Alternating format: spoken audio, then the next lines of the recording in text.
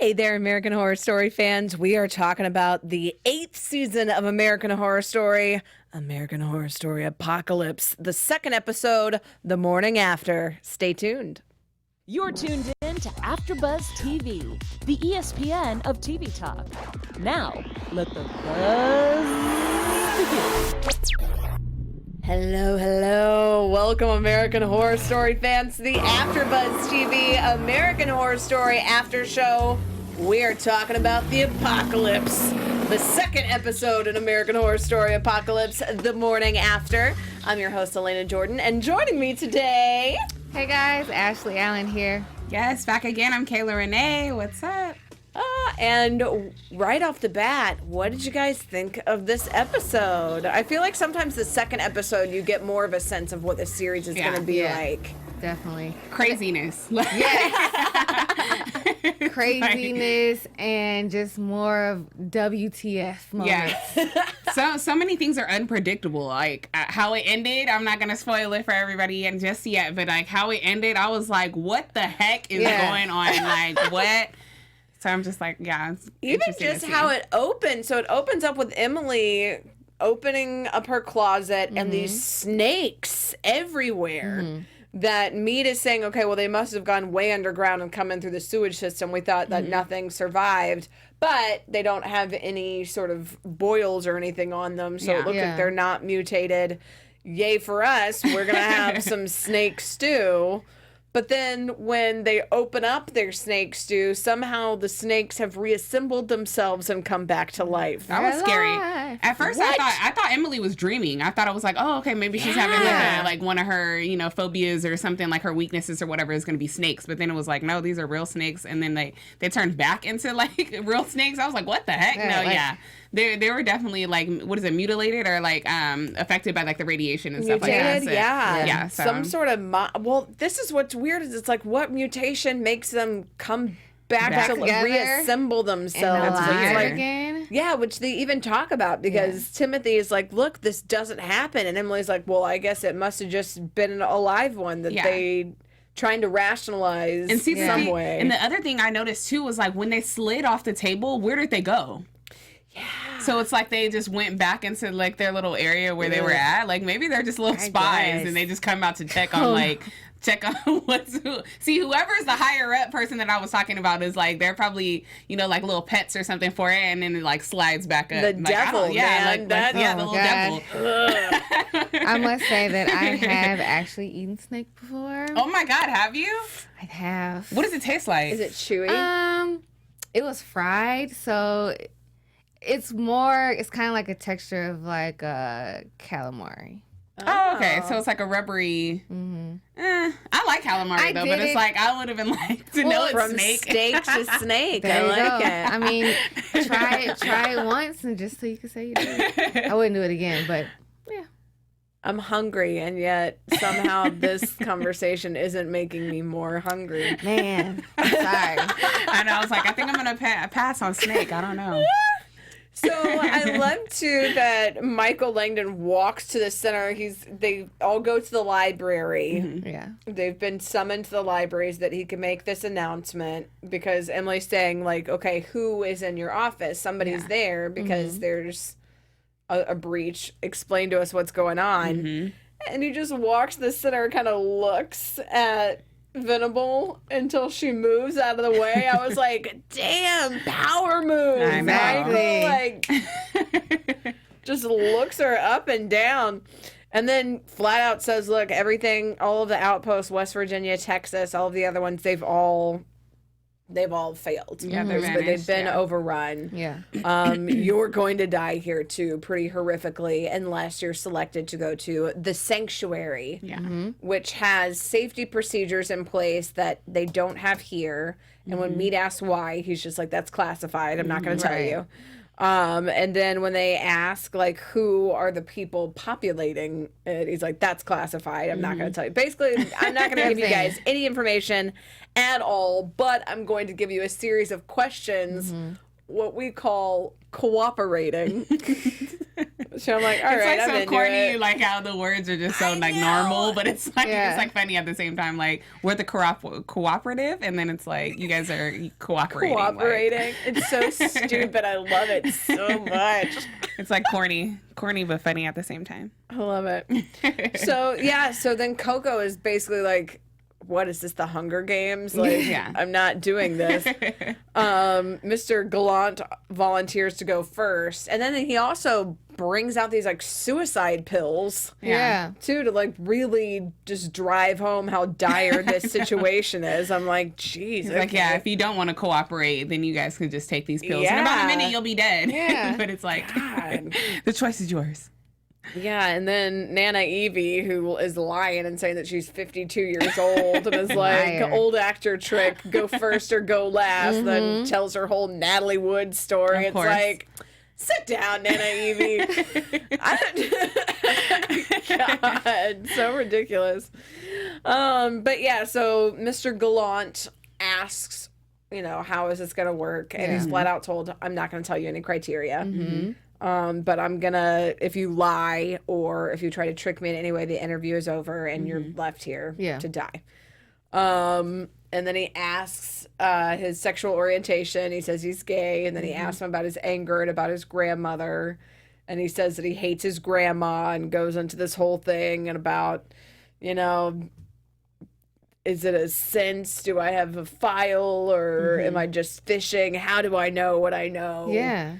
I was kind of thinking, like, I don't know if I was, like, diving in or reaching a little bit, but I was just like, I think they're preying, like, the cooperative is preying on anger. Like, anger is like, somewhere that's, like, a thing that they're, like, preying on to see, like, how you react in certain situations. So it was, like, how he knew, like, the dynamic between him and his Nana was, like, they've already been watching you guys to see, like, you know what I mean? So I'm, like, I wonder how they're going to use the anger to kind of, like, reverse to see, like, how things are going to happen.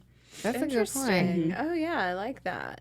Or maybe like just seeing like what emotion like is some trigger. A weakness. Yeah. Some type of trigger. Like whether it's like jealousy maybe or envy for Coco or like anger for Gallant. Yeah. Which I want to know what his first name is too, because it's weird that I'm like he's the only one that's like Mr. Gallant. I'm like, I feel like we're playing Clue. It's like a typical LA like hairstylist name though. Gallant. Yeah. Going to visit Gallant on Rodeo Drive.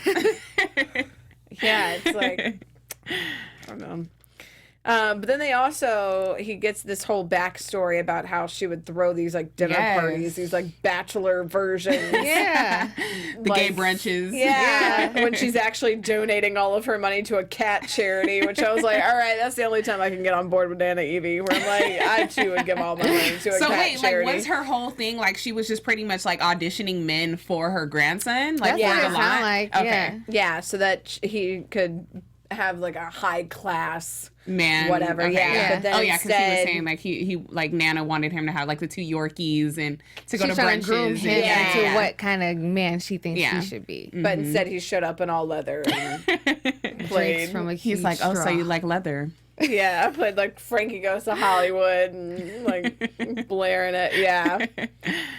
But then he ends up asking Michael point blank, like, are you gay because I'm getting a hit off of you? And then Michael's like, so what are you going to do about it? And then just ends the interview. And it's like, okay, well, that's the end. Goodbye. We're going to talk later. Doesn't say whether he passed or failed and doesn't even say that it's over. He's just like, we're going to talk later. Yeah. Which I thought was interesting. I thought it was interesting, but I could already tell it was a test because Mr. Gallant was like throwing himself so hard and like putting his assumptions out there, even though I think his assumptions were right. It's just like, okay, well, here's a test for you here that he clearly failed. Yeah. That's what I was thinking too. I was like, he's doing something, but whatever like questions he asked and the responses that he gave, clearly that was enough for him. Like, okay, this is enough for the interview. Because it was like, he already said what he was already looking for. So yeah. But that was his weakness. Yeah. He said too much. And that's what he noticed. He was like, see, you talk too much and you want the attention. You're looking for love, and it was like right there. It was like, dang, like you can tell somebody a quick little story and they're already like, nope, I know exactly who you are and the type of person that you are. Exactly. So I was like, wow. But I love that it cuts into to Emily talking about Mr. Galan. Oh, yeah. Like right after, where she says there's something wrong with them. Like there's something wrong with Langdon. Or not with about Galan, but she's like, there's something wrong with Langdon. Yeah. So she's even picking up on, like, even though he's giving the tests, there's something not quite right. I would just be thinking, like, who are you? Where did you come from? How do you have all this information? You're not saying anything, and you expect us to follow all of these rules? Submissive. Like, what? No. But at the same time, he's kind of, like, liberating them from these other rules. They just don't know that yet. Like, they're apprehensive because it's also been, a year and a half has gone by. This is the first new person that they've seen. Yeah. Presumably in a year and a half. Very interesting, very odd. Then it cuts to Mr. Galan, like, jacking it, and then the Rubber Man showing up. Rubber Man! Return of Rubber Man! We haven't seen him since, like, Murder House. Yeah. But Nana Evie, of course, shows up, peeks in, sees it, freaks out, beyond disturbed. Ends up reporting it to Meade, knowing, which we've already seen from the Greys, the very first episode, getting shot, is that if you're caught fornicating, then it's a murderable offense. That it's a capital punishment, like they will kill you. And she even says, like, blood is thicker than water, but what I've seen, if it could destroy his chance at utopia, but leave a spot open for me. Yeah. Piece of work. So just super selfish, just awful. And then Langdon ends up leaving his room, giving just enough time for Tim and Emily to sneak in and find this laptop. Yeah, of course. With Rubber Man up on the ceiling. Yes. Yeah. So I'm like, okay, so we know that Rubber Man and Langdon aren't the same person. Because I definitely thought they were. Look, I don't know about you guys, viewers. Like, I definitely thought they were the same person. Yeah. I wasn't sure, but then when we saw that, it's like, okay, they're really driving home. Like, this is not the same person. This is like some sort of entity. Yeah. And they discover that these rules, the no boning rule, is a made up one. And the cooperative doesn't care if you're cooperating with each other. I was thinking that too, because I was like, it's funny how they can have alcohol, but they can't, like, have sex or whatever in the house. So it's just like, oh, okay, you can have one, but not the other. And sometimes one leads to the other. It's a lose situation. Exactly. So Venable basically is, she's confronted about this, and she says that she had orders from the cooperative, that this was their orders, but she was then ordered to destroy those orders. Oh, you're talking about her meeting with Langdon. She meets with Langdon. So that's why she can't prove that these are the orders. And Langdon's like, I actually wrote the book, honey. And she's like, well, you must. Then she starts going on this weird feminist rant where she's like, oh, well, you just don't like that a woman knows more than a man. I love Sarah Paulson. I love Sarah Paulson too. She's the only one who can deliver that. And you're like, okay. Whatever she says is like, you get a pass, Sarah. Doing my best with the mess that men have left us. So it was like, mess men have made of things. I'm like, all right, get it. Yeah, I mean, this is really interesting that they go through this whole story too, where Langdon's saying he came in, he saw this mother with 2 children who had survived the fireball but not the radiation, and he realized that the one child in her arms was already dead, and she was begging them to kill the second child. Yeah. And he didn't.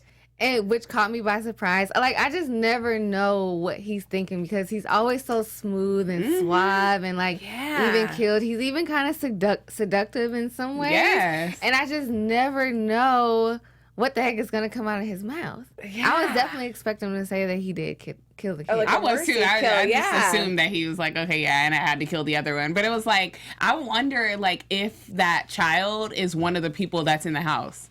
You know what I mean? Or it was like, where did he get that story from? Yeah. Like, could he just be making it up, or was it something that like really happened? I think it's just that he's saying like he just has no mercy. Like he's just this merciless person who's like, oh, this poor helpless character that he came across. He won't even do them the one small service of putting them out of their misery. I wonder if it's like a tactic. Like, he'll probably tell you stories and tell you good things, that like little sweet nothings or whatever, to make you like kind of like trust him. And then it's like he'll turn around and like stab you in the back. Like, but you're getting left here. Like, you know what I mean? Be like, dang, what? I thought we had a little intimate connection. You know what I mean? And he's like, no, you're getting left. Like, damn, Langdon. I know. He's going to turn out to be ruthless. Mikey's a dick. But yeah, so then his test for Venable is he's saying, kind of going off the seductive thing, is he's like, take off your dress. Yeah. And she's just like, what? No. Yeah, she's, no, and he's like, look, this is a physical examination. And she's saying, check my file. But then, like you were saying, is he's like, what I'm looking for isn't in your file. It's the shame that you feel by taking your clothes off and showing this part of you that you feel humiliates you. And see, that's kind of going back to what you were saying, Elena, like how he's kind of pinpointing like different things that are going, you know what I mean? Like there was like Galan's anger, and so now it's like her insecurities, you know what I mean? So it's like, I wonder how he's going to like break down everybody else. So it's like. And I couldn't quite tell what it was. Was it like a scar, or was it like a mutation? I think her back was kind of deformed. Like I think she did have like a mutation. She kind of had like a hunchback type of thing going on. It looked like her spine was kind of curved out a little bit. Yeah. It looks like, I don't know, it kind of looked like a hunchback scoliosis type of thing. So I'm like, I don't know, we'll have to see.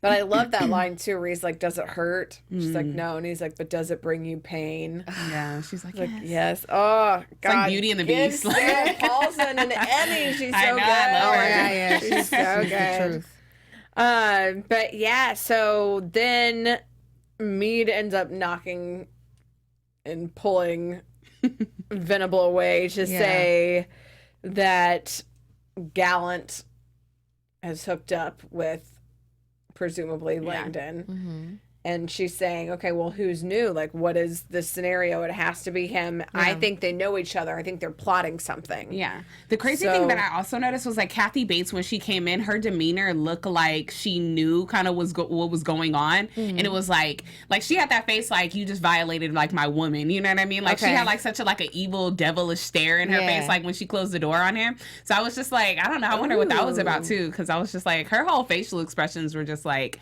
you touched her, you violated her, and then like she had to come back and zip up her dress. You know what I mean? So I was like, I don't know. Good call too. Yeah, it's like she's probably full anti-Langdon. Yeah. Okay. Oh, I didn't even pick up on that. Yeah. We have Naz in the chat who has a good comment. It says, I feel like it relates to the 7 sins. Gallant fell from lust, and Venable fell from pride. Ooh, that's a good point. Oh yeah, I like that. Yeah, I like that because we see later in the next on, which we'll talk about in prediction too, is the like thou shalt not. The commandments. So yeah, I could see that being the 7 deadly sins. Yeah, I like that. That's a good reference. Yes. So poor Gallant is Gallant. Gallant. Gallant is chained to the ceiling, is being whipped. But wait, we forgot to say that like she didn't pass her test. Remember, she asked. She was like, did I pass? And he was like, no, you did not. I was like, oh my God, is he gonna kill her? I was like, what's gonna happen? That is pretty intense. So we don't know if she failed though. We just know that she didn't did pass. Right. Okay. Ooh. And there's I'm assuming multiple tests. Yeah. Throughout this. Gallant also series. hasn't passed. He talks too much. He didn't even say. Yeah, he didn't even really. Oh, did he tell him he just like did not pass? But he like I kind of think he just read him. He was just like, no, I already know you're kind of needy and like you want attention or whatever. Yeah, he just said that he failed or passed. We'll talk later. Yeah. Okay, yeah. He just talks too much. Like, I mean, of course we know Langdon. Clearly, it seems like he knows everything already. But just like, shut up. Like, why do you have to spill everything? Let's Clearly, it's gotten you in trouble before, so just be quiet. I wonder if the test is going to be like power, because you know what I mean? Like after him kind of questioning everybody, like, okay, with Galan, it was like, okay, you know, you're gay, and like, what have you went through? And he like pretty much told him his whole life story. And then it's like with Venable, he kind of like broke her down too, and he like was able to get her to talk about like, you know, her back just a little bit. But it's like, I wonder if that's like you not passing, you know what I mean? What if you just like stand your ground and you're just like, no, it doesn't bother me, or you know what I mean, like so not showing vulnerability. Yeah, you know what I mean, not being vulnerable. Like I wonder if that's kind of a factor too, because he's kind of not like he's again his emotions are kind of all over the place. You can't really read him, so maybe that's. But the weird thing that we see Gallant when he's getting whipped and everything, he's yelling out the gay icons of the 70s and 80s, which I also love too, of like the Rick Taylor and the Larry Kramer. But Venable ultimately stops because she's like, he's enjoying it. Yeah. So it's almost like they're kind of throwing everything on its head of what each of these tests and what is considered to be kind of torture and torment. Yeah. But then I think later a little bit we kind of see he was only acting like that because he thought like he kind of had like an upper hand on everybody because he thought Langdon was the guy in the rubber suit. So he was just probably like, you know, I was thinking about us when they were whipping me. Like, you know what I mean? So, and it was just like to find out that, you know, that wasn't the rubber man. It's just but then, Langdon saying, he's like, I've never been to your room. Yeah. And he's like, that line. Yeah. I was like, so creepy. And then I wouldn't hook up with you if you were the last man on earth, which you almost are. Yeah. It's like, geez, man, needy, pathetic. I can see why your grandmother is disgusted by you. And then goes on to say this whole tirade of like his grandmother hating his guts and him kind of denying it. And then saying, look, she's the reason that you're here. She's the one who turned you in. And then ultimately finding out that that's true. That's got to be rough. Like, man, I know. Like, Grandma, you done threw me up under the bus. Like, but I mean, she didn't deny it. She was like, I mean, one less person there. One less person I got to fight for, or whatever. It's like, him knowing her, should he really be surprised? That's what I'm saying. Really? Like, no, like, he shouldn't be surprised. He was so hurt, though. You could tell in his face. He was just like, he had a sudden epiphany, like, oh my God, now I got to go talk to my grandma because... But he just came in there like, so Grandma, you have anything to say?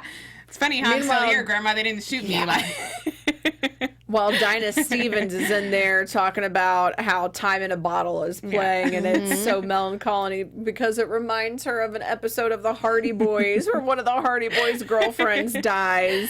Then Coco's whole weird what did you guys think of this? The millennial tirade where she's like, it's harder for us because we had more options. It's so funny because like that's to be honest, that's how we kind of are. Like we're always like comparing stuff. Like when our parents are like, "You need to get a job. It's hard out here," and they're like, "Oh, it wasn't as hard back in our day or whatever." It's like the times have changed. So it's like she's probably like one of those people like, "No, Nana, times have changed. Like we are out here having different options for dogs and different Yorkies and stuff. You guys had like 2 coffee flavors. Like now we have hazelnut and toffee nut. Like well, we even get that where Gallant is telling Nana where he's like, you've lived, I haven't. Yeah. I mean, to be honest, even though Nana's point was pretty brutal, she did have a point, though. Doesn't she? She did have a point. She's mean. I mean, to say humanity may be in a sorry state, but it deserves better than you. Damn. Nana. Like, Nana has, like, lifetime of clapbacks. Nana's like, I'm too fabulous to die right now. I don't have time for this. And I love Coco, too. Good thing you convinced me to bring your Nana. It's like, I swear she's like the comedic relief. Like, it's so, like, dark and, like, gloomy. And it's like, oh, here's Coco with her lines. Meanwhile, Emily and Tim are just like, okay, well, if your rules are made up, we're going to hook up anyway. Yeah. So they're hooking up. Rubberman makes an appearance in the doorway, shows up. Gallant has here's the music stop, and the song changes. This is interesting, though, because it changed to Gold Dust Woman from Fleetwood Mac. And Keven has that whole thing with Stevie Nicks. So it's interesting that they're playing the Stevie Nicks song. I wonder And if Stevie Nicks is going to make her appearance again. I don't know. I don't know how that ties in, but that felt interesting to me that I was like, oh, that's kind of the first like Coven reference that we've had. We've had like the Murder House references, but which we will talk to in just a minute about some of the different crossover things as well. But I thought that was kind of an interesting one. Tim and Emily just need to kind of sit down though. They're just like too eager. Like this episode, I was just like, they need to have a seat. Like they're so eager. It's like you guys are like trying to figure out everything. It's like, ugh. Well, we have Naz in the chat said Timothy and Emily were so stupid in this episode. Yeah. What do you guys think? Do you guys think that they were just doing too much? Well, I mean, I loved that it was that they were talking about, that Dinah was talking about the Hardy Boys episode, and they're going all full Hardy Boys looking around. Yeah. So that's why I almost was interested when she was like, the Hardy Boys, it was the episode where one of the girlfriends dies. Okay. And I'm like, And is she that got an yanked out of Emily the thing? bed. Yeah, like, I was Like- like, is this like an Emily's the one who's like the one pushing, being like, let's investigate?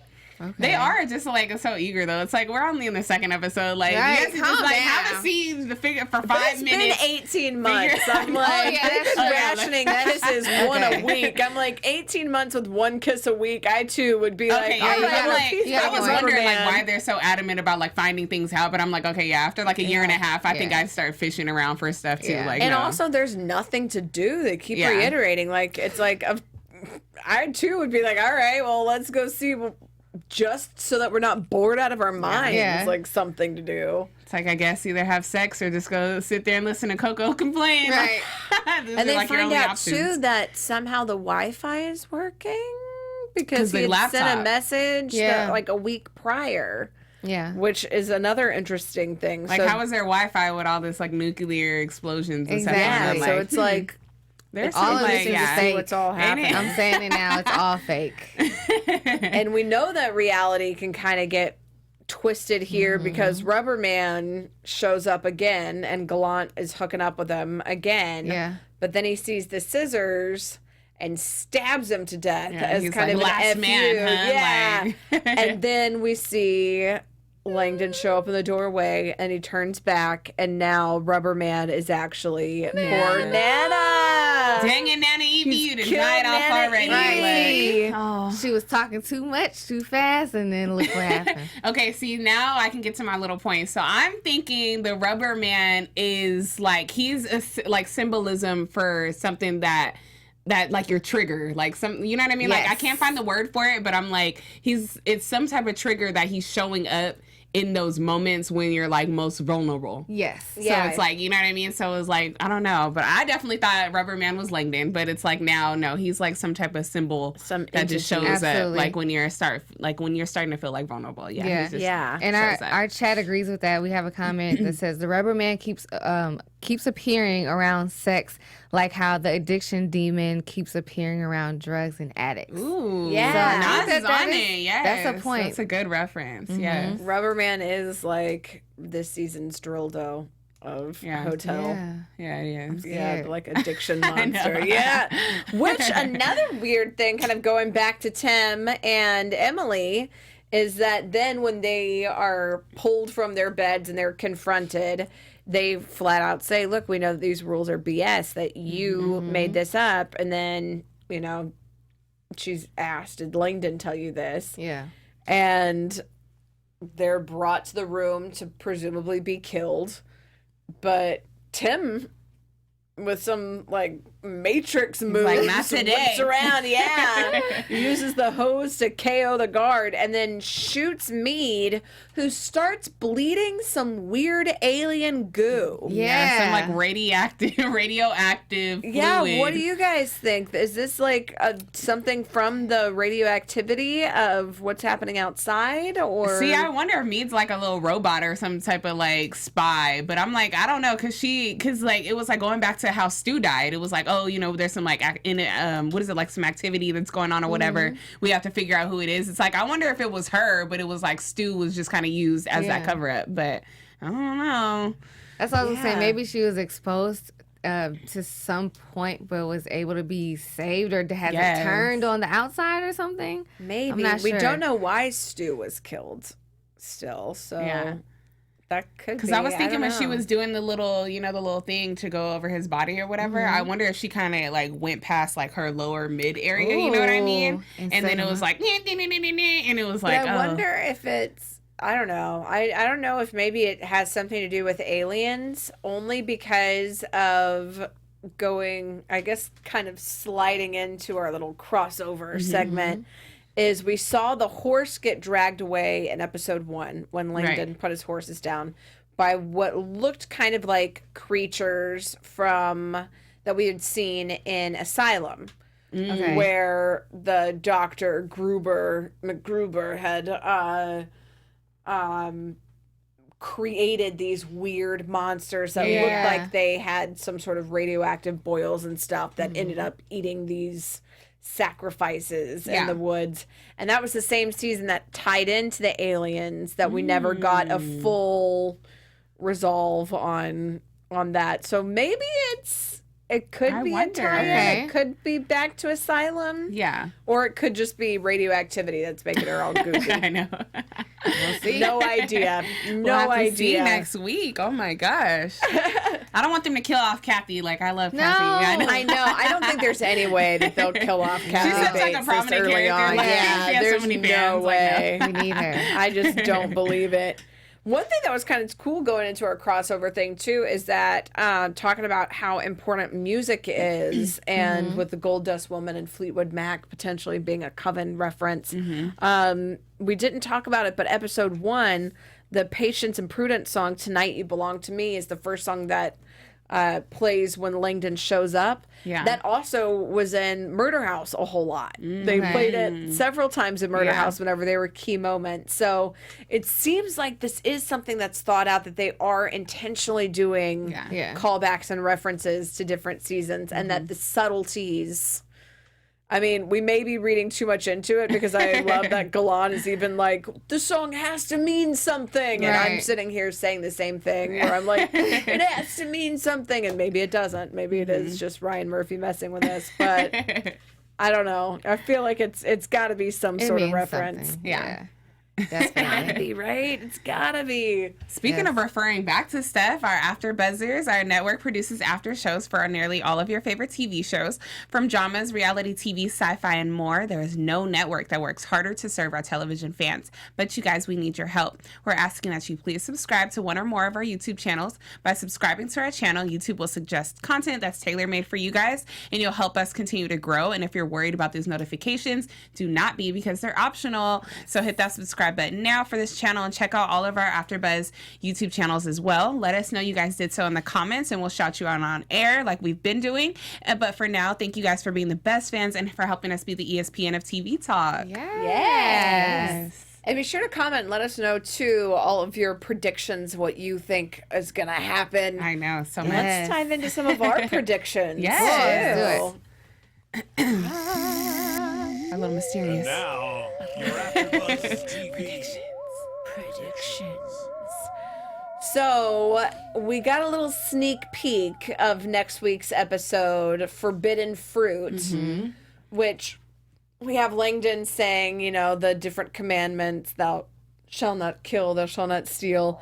And we also have him saying that these are the rules of the old world. These are changing for the new world.